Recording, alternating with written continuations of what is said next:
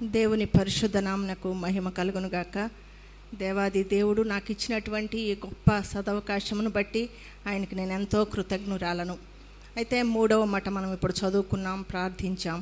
ఆ మాటను బట్టి మనం జ్ఞాపకం చేసుకున్నట్లయితే ముందు మాట్లాడినటువంటి 2 మాటల్లో ఈ యొక్క క్షమాపణ గురించి, ఆత్మరక్షణ గురించి అయితే ఈ 3వ మాట నూతనముగా ఒక కుటుంబాన్ని మన జీవితాలలో ఏర్పాటు చేయడానికి పరిశుద్ధాత్మ దేవుడు ఏర్పాటు చేసినటువంటి ఈ యొక్క మాట. ప్రభు సిలువపై ఉండి ఆయన పలుకుచున్నటువంటి ఈ యొక్క 3వ మాటను బట్టి చూస్తే ఒక బాధ్యత, ఆదరణ కలిగించేటటువంటి మాట.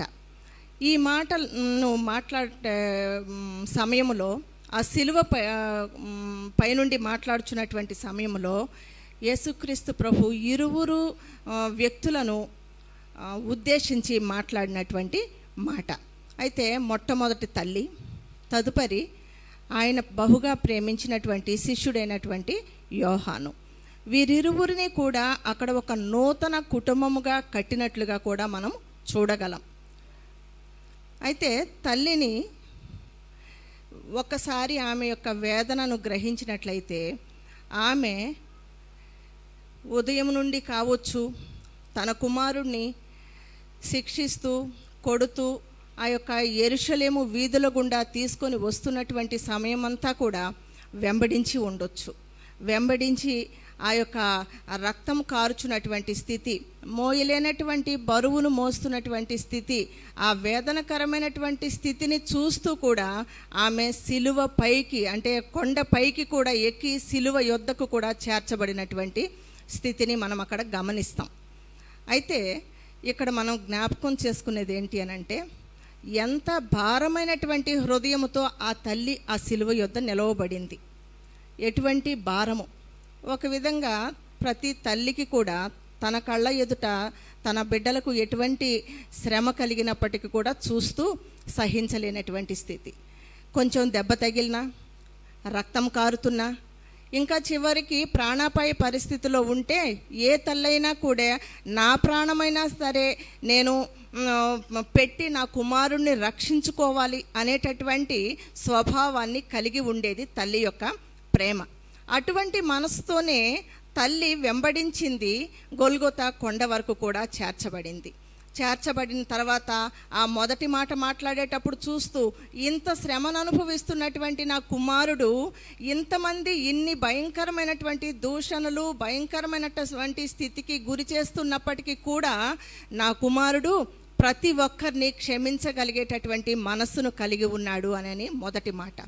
2వ మాటను బట్టి చూస్తే చివరి క్షణంలో కూడా ఆయన యొక్క మంచి మనసుతో రక్షణను అనుగ్రహించి ఆయనతో పాటు పరదేశంలోనికి తీసుకొని వెళ్ళగలుగుతున్నాడు అనేటటువంటి మాటను జ్ఞాపకం చేసుకుంటూ వాటన్నిటిని కూడా తలపోస్తూ తన హృదయం నిండా వేదన, బాధ పెట్టుకొని ఉంటూ అనుకుంటుంది.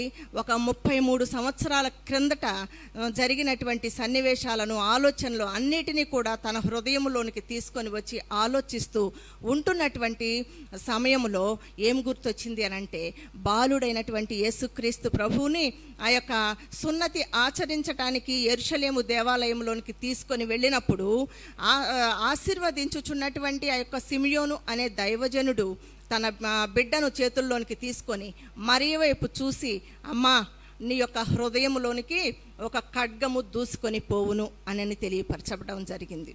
ఆ దినము నుండి ఒకవేళ ఈ దినము వరకు కూడా, అంటే గొల్గొతా కొండకు ఆ బిడ్డ చేర్చే వరకు కూడా అంతటి ఘోరమైనటువంటి స్థితి, లేకపోతే ఖడ్గము వలె తన హృదయంలోనికి దూసుకొని పోయినటువంటి బాధ ఎన్నడూ తను అనుభవించి ఉండకపోవచ్చేమో, కానీ తన కన్నుల ముందే తన కుమారుడైనటువంటి క్రీస్తు ప్రభువుని హింసిస్తున్నటువంటి రీతి, భయంకరమైనటువంటి బాధ, వీటన్నిటిని కూడా చూస్తూ చూస్తూ ఎంతో కుమిలిపోతూ వేదనగా ఉంటూ ఉన్నటువంటి పరిస్థితుల్లో ఒకే ఒకసారి కుమారుడైనటువంటి యేసుక్రీస్తు అమ్మా అని పిలిచినటువంటి మాటకు తన హృదయంలో ఉన్నటువంటి వేదన అంతా కూడా అది జారిపోయినట్లుగా అయిపోయినట్టుగా మనం గమనించగలం. ఎందుకంటే ఆ ఒక్క మాట ఒక్కసారి గమనిస్తే 3 మేకులలో వేలాడబడుతూ ఉన్నటువంటి తన కుమారుడు, దీన స్థితిలో ఉన్నటువంటి తన తల్లి, ఆ యొక్క స్థితిని చూస్తే నాకు ఇంకేంటి, ఏ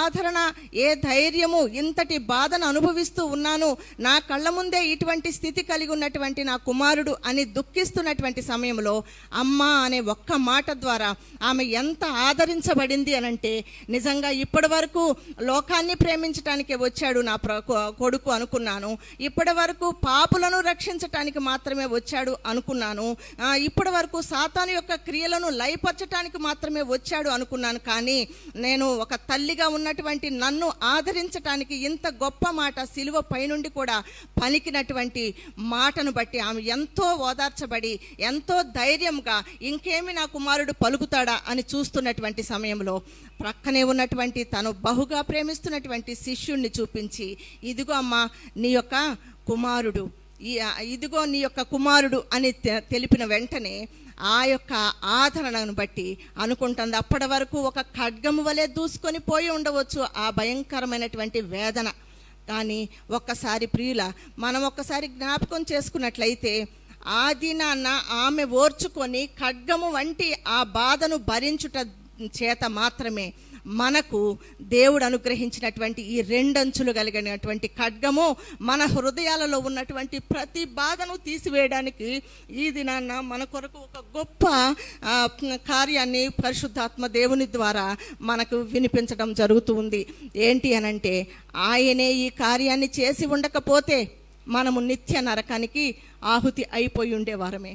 మన జీవితాలు దౌర్భాగ్యంగా మార్చబడేవి.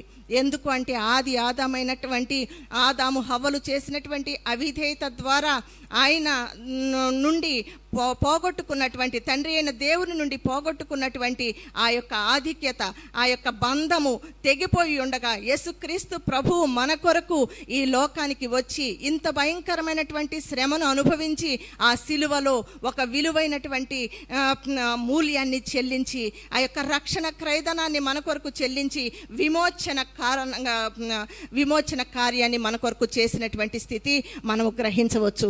దీనంతటిని చూసి ఎప్పుడైతే అమ్మా అని పిలిచాడో తన కుమారుడు, తన హృదయంలో ఉన్న వేదన పోవడం మాత్రమే కాక మన జీవితాలలో చూడండి, ఒక్క మాట ఆయన చెప్తే చాలు, ఒక్క మాట మనతో ప్రభు మాట్లాడితే చాలు, మన జీవితాలలో గూడు కట్టుకుపోయినటువంటి భయంకరమైనటువంటి సమస్యలన్నీ కూడా విడిపించబడతాయి. భయంకరమైన రుగ్మతల నుండి బాగు చేయగలడు. భయంకరమైనటువంటి శాపగ్రస్తమైనటువంటి దుస్థితి నుండి ఆయన బాగు చేయగలడు. అందుకే ఆయన మాట ఒక్కటైనా చాలు, మనకి ఆ మాటలో ఉన్నటువంటి ఆ యొక్క శక్తి ప్రభావాలు మనలోనికి వచ్చినట్లయితే మన జీవితాలే పరిమార్పు చెందించగలవు. అయితే ఈ వాక్యము ఈ దినాలలో మన మధ్యలో సంచరించి మన హృదయాలలో గూడు కట్టుకున్నటువంటి దానిని వెలికి బయటకు తీయటానికి 2 అంచులు కలిగిన ఖడ్గము వలె మన మధ్యలో ఉంది. అయితే అమ్మ అనని చెప్పి కుమారుడు అని ఎప్పుడైతే, ఎవరు ఈ కుమారుడు? ఒక విధంగా చూస్తే ఆమెకు శరీర సంబంధంగా కుమారులు కుమార్తెలు కూడా ఉన్నారు అని లేఖనాలు తెలియపరుస్తూ ఉన్నాయి. అయితే వారితో ఎందుకు జత చేయలేదు క్రీస్తు ప్రభు అని మనం ఆలోచిస్తే, వారు దేవుని యందు విశ్వాసం ఉంచలేదు గనుక వారిని ఆ యొక్క స్థితిలోనికి తీసుకొని రాలేదు. ఎవరైతే దేవుని యందు విశ్వాసం ఉంచుతారో, ఎవరైతే ఆయన యొద్దకు తిరుగుతారో వస్తారో వారిని మాత్రమే తన తల్లి కుటుంబంలో చేర్చడానికి ఇష్టపడుతూ ఉన్నారు. ముఖ్యంగా ఇక్కడ గొల్గొతా కొండపైన ఒక కుటుంబాన్ని నూతనంగా ఆయన స్థాపించిన విధానాన్ని మనం చూసుకుంటాం. ఎందుకు అనంటే, తల్లిని మన సార్వత్రిక సంఘము పరిశుద్ధుల గుంపుకి మనము తీసుకున్నట్లయితే మనమే ఆ యొక్క తల్లికి సాదృశ్యంగా ఉంటే ఈ భూలోకములో మనము జీవించి నీతితో ఉండడానికి, మనల్ని యథార్థతలో నడిపించడానికి, పాపాన్ని గురించి ఒప్పింప చేయడానికి, ఆ యొక్క నీతిని గురించి ఒప్పింప చేయడానికి పరిశుద్ధాత్మ దేవుణ్ణి ఆయన వెళుతూ మన కొరకు ఆదరణకర్తగా పంపించారు. ఈ ఆదరణకర్త మనకు ఈ భూలోకములో ఉండగా మనల్ని ఒక కుటుంబీకులుగా చేసి, ఆయన శిష్యులు కొంతమంది వచ్చి, అయ్యా ఇప్పటి వరకు నువ్వు మాతో ఉన్నావు, నీ వెళ్ళిపోతే మేము అనాథులం అయిపోతాం కదా, మేము ఒంటరిగా అయిపోతాం కదా అని అడిగినప్పుడు దేవుడు యేసుక్రీస్తు ప్రభువు, నేను వెళ్ళి మీ కొరకు ఆదరణకర్తను పంపిస్తాను, ఆయన మిమ్మలను సర్వసత్యములోనికి నడిపిస్తారు, మిమ్మల్ని ఆదరిస్తారు, మిమ్మల్ని నడిపిస్తారు, మీకు తెలియనివన్నీ మీకు బోధించి నీతిగా జీవించటానికి, తీర్పును గూర్చి వీటన్నిటిని గురించి బోధించి పరలోక రాజ్యంలో చేర్చటానికి మిమ్మలను సంసిద్ధపరుస్తారు అని తెలిపి మనకు పరిశుద్ధాత్మను ఒక ఆదరణకర్తగా ఇచ్చి ఒక కుటుంబాన్ని ఈ భూలోకములో దేవుని యొక్క కుటుంబాన్ని కట్టడానికి ఆయన సహాయం చేశారు. మొట్టమొదట ఒక కుటుంబము గొల్గొతా కొండపైన కట్టబడితే రెండవ కుటుంబము దాని తర్వాత యేసుక్రీస్తు ప్రభు ఆరోహణమైన తర్వాత భూమిపైన మన కొరకు ఏర్పాటు చేయబడినటువంటి ఆదరణకర్త ద్వారా కట్టబడినటువంటి కుటుంబము. ఆ ఆదరణకర్త నడిపించేటట్లుగా మనం నడిపించబడేటట్లయితే మాత్రమే పరలోకపు తండ్రితో సత్సంబంధాన్ని ఏర్పాటు చేసుకొని, సన్నిహిత సంబంధాన్ని మనం ఏర్పాటు చేసుకొని పరలోక రాజ్యం అనేటటువంటి కుటుంబంలో చేర్చబడడానికి అర్హతను మనము పొందుకోగలము. అయితే ఇక్కడ ఈ యొక్క శిష్యుని గురించి మనం జ్ఞాపకం చేసుకుంటే, శిష్యుని దగ్గరికి వచ్చి శిష్యునితో ప్రభు చెప్పేటటువంటి మాట, ఇదిగో నీ తల్లి, ఇంకింతే, నీవు ఆదరించు, నీవు ధైర్యపరచు, నీవు తీసుకొని వెళ్ళు, నీవు పోషించు, ఇటువంటి మాటలు ఏమీ లేవు. కానీ ఆ మాటలలో ఉన్నటువంటి ఆదరణ, ధైర్యము, ఆ మాటల్లో ఉన్నటువంటి బాధ్యత వారు గ్రహించి వారు చేసినటువంటి కర్తవ్యము. ఇంకొక స్త్రీని కూడా మీ ముందు ఉంచి నేను ముగించాలని తలస్తూ ఉన్నాను. అయితే ఇంత ఔదార్య స్వభావం కలిగినటువంటి స్త్రీని ఎన్నుకున్నాడు. కానీ ఈ సిలువ పైన రెండవ వ్యక్తిగా ఉంచబడినటువంటి యాకోబు ఆ స్థితికి రావడానికి ఎవరు కారణమై ఉంటారు అని అంటే, మత్తయి సువార్త 20వ అధ్యాయము 21, 22 వచనాలలో జబదయి కుమారుల తల్లి అని ఒక చోట వ్రాయబడింది. ఈ యొక్క యోహాను జబదయి కుమారుల తల్లి అంటే సలోమి. ఈ సలోమికి జబదయికి 2 కుమారులు దేవుడు అనుగ్రహించిన వారు. మొదటివాడు యోహాను అయితే రెండవ వాడు యాకోబు. ఈ యొక్క ఇరువురు బిడ్డలను కూడా ఆయన సముద్రము దగ్గర ఉన్నటువంటి ఆ యొక్క పరిస్థితులను విడిచిపెట్టి, లేకపోతే వేటను విడిచిపెట్టి, మీరు మనుషులను పట్టు జాలర్లుగా మిమ్మల్ని చేస్తాను రమ్మని పిలిచిన తరువాత తల్లికి ఒక ఆశ కలిగింది. ఈయన దైవ కుమారుడు, ఈయన కొన్ని దినాల తర్వాత పరలోకానికి వెళ్తాడు. ఆ పరలోకానికి వెళ్ళినప్పుడు నా బిడ్డలు కూడా ఈ యొక్క సేవా పరిచర్యలో పాల్గొనటం మాత్రమే కాక నా బిడ్డలు కూడా ఆ యొక్క పరలోక రాజ్యంలోనికి చేర్చబడాలి, ఆ కుడి ప్రక్కన ఒకరు ఎడమ ప్రక్కన ఒకరు ఉండాలి అనే ఆశతో యేసుక్రీస్తు ప్రభు దగ్గరికి వచ్చి, నాయనా మనవి చేస్తుంది, అక్కడ ఒక మాట ఉంది, మనవి చేస్తున్నది అని వ్రాయబడి ఉంది. ఏమని మనవి చేస్తుంది? నీ కుడి ప్రక్కన ఒకడు, ఎడమ ప్రక్కన ఒకడు, నా కుమారులే పరలోక రాజ్యంలో కూర్చోవాలి అని. దానికి క్రీస్తు ప్రభు అనే ఒక మాట, అది నా వశంలో లేదు, అయినా నేను గిన్నెలోనిది తాగుతాను, ఆ గిన్నెలోనిది తాగగలరా అంటే వెంటనే ఆ 2 కుమారులు అన్నారు, మేము త్రాగగలము. ఏంటి ఆ గిన్నెలోనిది? త్రాగగలిగేదేనా? శ్రమలు అనేటటువంటి పాత్ర. అది శ్రమలు, భయంకరమైనటువంటి శ్రమలు ఆయన అనుభవిస్తారని ఆయనకి తెలుసు.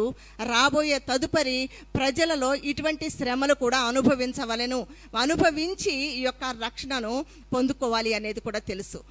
అయితే ఈమె అన్నమాట, నా బిడ్డలు ఆ యొక్క గిన్నెలోనిది త్రాగగలరు. నిజంగా చూస్తే ఆమె ఆ దినాన్న మనవి చేసుకుంది, ఆమె దేవుని దగ్గరికి వచ్చి విన్నవించుకుంది, ఒక గొప్ప కోరికను కోరింది. మనం కూడా కొన్నిసార్లు మన బిడ్డల నిమిత్తం అనేక కోరికలు ప్రార్థనలో మోకరిస్తే కోరుతూ ఉంటాం. బిడ్డలు ఉన్నతమైన స్థానంలో ఉండాలి, మంచి ఉద్యోగాలలో ఉండాలి, మంచి సెటిల్మెంట్స్ రావాలి. కానీ ఏ తల్లి అయితే తన బిడ్డలను దైవికములో పెంచాలి అని దేవుని ఆజ్ఞల చొప్పున పెంచుచు పరలోక రాజ్యము కొరకు వారి యొక్క దృక్పథాన్ని మార్చాలి అనేటటువంటి పరిస్థితితో ప్రార్థిస్తూ దేవుని సన్నిధిలో మనవి చేస్తూ ఉంటుందో ఖచ్చితంగా ఆ బిడ్డల యొక్క జీవితాలు ఆశీర్వదించబడతాయని ఈమె యొక్క మాటల ద్వారా మనం గుర్తెరగొచ్చు. ఎందుకంటే చివరి దినాలలో యేసుక్రీస్తుని గురించి బోధిస్తూ యాకోబు, తన తమ్ముడైనటువంటి యాకోబు యేసుక్రీస్తుని గురించి బోధించడం ద్వారా హేరోదు రాజు పట్టుకొని శిరచ్ఛేదనము చేసి చంపడము అపోస్తుల కార్యములు 12వ అధ్యాయము 2వ వచనంలో మనం చూడవచ్చు. తరువాత ఈ బహుగా ప్రేమించబడినటువంటి శిష్యుడైనటువంటి యోహాను వృద్ధాప్యములో ఎన్నో శ్రమలు అనుభవిస్తూ ఆ రోమా సామ్రాజ్యంలో ఉన్నటువంటి ప్రజలు ఎంతో హింసిస్తూ ఈయన చేస్తున్నటువంటి ఆ యొక్క దేవుని గురించిన సువార్త నిమిత్తము ఈయనను వేడి వేడి నూనెలో వేసి ఆయనని హతసాక్షిగా మార్చాలని చూశారు. తారు చుట్లలో వేసినప్పటికీ కూడా దేవుడు రక్షించి ఇంకా సజీవుడుగా ఉంచుట ద్వారా ఆయనను వారు రోమా సామ్రాజ్యం వారు తీసుకొని వెళ్ళి పద్మస్ అనే ద్వీపంలో ఏ ఒక్క జన సంచారము లేనటువంటి స్థలములో ఆయనను పెట్టి ఆయన ఏకాంతముగా ఆయన ప్రభువు ఆయన తప్ప ఏ ఒక్కరూ లేరు, ఎటువంటి ఫెసిలిటీ లేదు. అటువంటి ద్వీపము చుట్టూ నీరు, మధ్యలో కొంచెం మాత్రమే నేల, అటువంటి స్థితిలో ఉంటుండగా పరిశుద్ధాత్మ దేవుడే తనను ఆదరించి దేవుడే సాక్షాత్తు దిగి వచ్చి ఆయనను ఆత్మవశునిగా చేసి పరలోకానికి తీసుకొని వెళ్ళి పరలోకంలో ఉన్నటువంటి ఈవులన్నిటినీ ఆయనకి చూపించి పరలోకపు పరిస్థితులన్నీ ఆయనకి బోధించి రాబోయే దినాలలో ఏమి జరగబోతుంది అనే దాని గురించి బోధించి ఆయనకు నేర్పించడం జరిగింది. దానిని బట్టే ఆయన ప్రవచన గ్రంథమైనటువంటి ప్రకటన గ్రంథాన్ని రాశారు. యోహాను సువార్త రాయడం జరిగింది. 3 పత్రికలను కూడా రాశారు. ఆ 3 పత్రికల్లో 2 పత్రికలు ఒక్కొక్క అధ్యాయంతోనే ఉంటాయి. కానీ ఆ 2వ పత్రిక 4వ వచనము, 3వ పత్రిక 4వ వచనమును మనం గమనించి చూసుకున్నట్లయితే నా పిల్లలు సత్యమును అనుసరించి నడుచుకొనుచున్నారనే సంతోషం కంటే ఏ సంతోషం కూడా నాకు అధికమైనది కాదు. ఇంకొక పత్రికలో నీ పిల్లలు సత్యమును అనుసరించి నడుచుకొనుచున్నారని తెలుసుకున్నటువంటి సంతోషం కంటే అధికమైనటువంటి సంతోషము లేదు అనని అందులో వ్రాయబడి ఉంది. నిజంగా మన పిల్లలు సత్యమును అనుసరించి దేవునిలో ఉంటూ యథార్థంగా ఉంటూ ఎప్పుడు దేవుడు పిలిచినప్పటికీ కూడా పరలోక రాజ్యములో ఆ బిడ్డ చేర్చబడగలిగే స్థితిని కలిగి ఉంటారు అనేటటువంటి దృక్పథాన్ని మనము కలిగి ఉండేటంతగా మన బిడ్డలను మనము తయారు చేయాలనేది మాత్రమే ఈ దినాన్న సలోమి యొక్క జీవితము ద్వారా మనము నేర్చుకోవచ్చు. అయితే ఈ యొక్క తల్లి యొక్క వాంఛ ఈ విధంగా నెరవేర్చబడింది. అయితే ఎవరైతే సిలువ యొద్దకు మనం వస్తారో, ఎవరైతే దేవుని వైపుకు వస్తారో, ఎవరైతే ఆయనను నమ్ముతారో అట్టి వారిని మాత్రమే ఆయన కుటుంబంలో చేర్చుకుంటానికి, పరలోక కుటుంబంలోనికి చేర్చడానికి ఆయన సంసిద్ధం కలిగి ఉంటారు. అయితే ఒక్క మాట నేను చెప్పేసి ముగించేసి వెళ్ళిపోతాను. గుడ్ ఫ్రైడే అనే మాట మరి మీ యొక్క ఫ్రెండ్స్లో ఎవరైనా క్రైస్తవేతరులు ఉంటే ఈ మార్నింగ్ ఎవరైనా హ్యాపీ గుడ్ ఫ్రైడే అని చెప్పారా? చాలామంది చెప్పలేదు అని అంటారు. కరెక్టే. మేము ఢిల్లీలో ఉండగా మా ఎదురుగుండగానే ఒక తెలుగు ఫ్యామిలీ ఉండేది. అందులో యవనస్తులు ఉండేవాళ్ళు. ఆ పిల్లలందరూ ఈ గుడ్ ఫ్రైడే దినాన్ని వచ్చి అక్క హ్యాపీ గుడ్ ఫ్రైడే, అక్క హ్యాపీ గుడ్ ఫ్రైడే అని చెప్పేవాళ్ళు. నాకేమీ అర్థం కాలేదు ఆ దినాన్న. అయితే ఈ దినాన్ని కూడా పాస్టర్ గారికి ఒక ఫోన్ వచ్చింది, హ్యాపీ గుడ్ ఫ్రైడే అనేటటువంటి ఫోను. అయితే దీన్ని చూసి మనం ఏమనుకోవాలి? వాళ్ళు క్రైస్తవేతరులు, మనము క్రైస్తవులము. దీన్ని బట్టి చూస్తే వాళ్ళకే సత్యం అర్థమైందేమో, మనకు అర్థం అవ్వలేదేమో అని. ఇది ఆచార రీతిగా చేస్తే మాత్రం ఆయన పొందిన శ్రమల వరకే మనం చూస్తాము, ఆయన పొందిన గాయాల వరకే చూస్తాము, ఆయన సిలువ మరణం వరకే చూస్తాం. కానీ దాని తర్వాత మన కొరకు ఆయన ఏర్పాటు చేసినటువంటి శుభప్రదమైనటువంటి నిరీక్షణను మనము చూడలేకపోతున్నాం. కనీసం మనం గుడ్ ఫ్రైడే అని చెప్పినా, లేకపోతే రిసీవ్ చేసుకున్నా లేకపోయినా మనం హృదయాంతరంగంలో నుంచి ప్రభువా నీవు చేసినటువంటి ఈ గొప్ప కార్యమును బట్టి నీకు వందనాలు చెల్లిస్తూ ఉన్నాను. నా జీవితంలో ఈ కార్యము చేయకపోయినట్లయితే నేను చేసినటువంటి ప్రతి పాపాన్ని బట్టి కూడా నరకాగ్నికి ఈడ్చుకొని పోబడేదాన్ని. కేవలము నీవు చేసినటువంటి కార్యాన్ని బట్టి మాత్రమే ఈ శుభమైనటువంటి గడియల్లోనికి, ఈ శుభమైనటువంటి స్థితిలోనికి నేను ప్రవేశించడానికి నీవు అర్హతను దయచేశావు అని మనం ప్రార్థన చేయటమైనా మానొద్దు. ఎందుకంటే ఈ యొక్క స్త్రీలు ఇరువురిని చూసినప్పుడు ఆ స్త్రీలు ఇరువులు కూడా తన బిడ్డలు ధన్యకరంగా మార్చబడుట చూసి ఎంతో ఆశీర్వదించబడిన వాళ్ళు. ఆ యొక్క మరియను బట్టి చూస్తే ధన్యురాలు, ఆశీర్వదించబడినది స్త్రీలలో దయాప్రాప్తురాలు. ఈమె కూడా తన ఇరువురు కుమారులు కూడా పరలోకంలో సింహాసనాసీనులై ఉంటే, ఆ 12 సింహాసనాలలో వాళ్ళు కూర్చొని ఉంటే తన తల్లిగారు చూసినటువంటి సమయాన్న ఎంత ఆనందానికి గురై ఉండేదో ఒక్కసారి ఆలోచిద్దాం. మన బిడ్డల పరిస్థితి ఏంటి? కొంచెం వయసులు వస్తూ ఉంటే తల్లిదండ్రులు కూడా బిడ్డలు మాట విననటువంటి పరిస్థితి, ధిక్కరించేటటువంటి పరిస్థితి. అటువంటి స్థితి కలగకుండా మన బిడ్డలను దేవుని యొక్క సన్మార్గంలో పెంచాలి అనంటే తల్లులుగా మనం చేయవలసినది ప్రార్థన, దేవుని సన్నిధిలో మనవి చేసుకోవాలి. అట్టి జీవితాలను మనము కలిగి దేవుని దృష్టి ఎదుట మన బిడ్డలు మనము కూడా ఈ నూతనముగా ప్రభు ఏర్పాటు చేసినటువంటి కుటుంబంలో చేర్చబడితే మాత్రమే పరలోక కుటుంబంలోనికి చేర్చబడగలము. అప్పుడు మాత్రమే నిత్యము కూడా ఆయనతో మనము సన్నిహిత సంబంధాన్ని, ఆనందాన్ని అనుభవిస్తూ దేవుణ్ణి మహిమపరుస్తూ మన జీవితాంతము జీవించగలము. అట్టి కృప దేవుడు మనందరికీ ఇచ్చి మహిమ పొందును గాక. ఆమేన్.